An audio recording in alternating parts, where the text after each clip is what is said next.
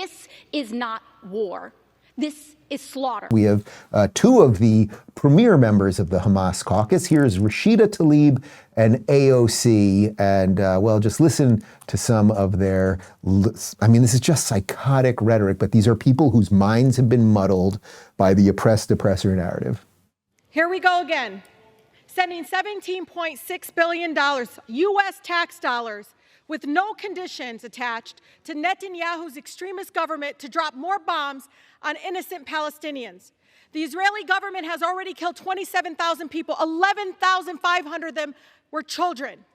I'm tired of my colleagues coming to me whispering, I don't really like Netanyahu. Well, then why are we sending him billions of dollars with no conditions? He literally is telling us over and over again what his intention is. So I'm tired. I oppose Netanyahu's war crimes and want him gone too. But many of my colleagues that continue to tell me that do not want a condition to aid. They give it to a genocidal maniac. I thank the chair. Mr. Speaker, more than 1,200 Israelis were killed on October 7th, and 136 remain hostage. In response, 27,478 Palestinians have been killed, 70% of whom are women and children. And most Gazans today cannot reach a fully functioning hospital. This is not war. This is slaughter.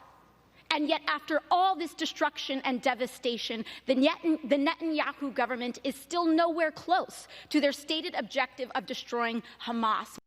Okay. All the things that I want to say about them will get us kicked off YouTube and everywhere else, which is why we're on Rumble and Locals, but let me just stay on YouTube. Okay, fine.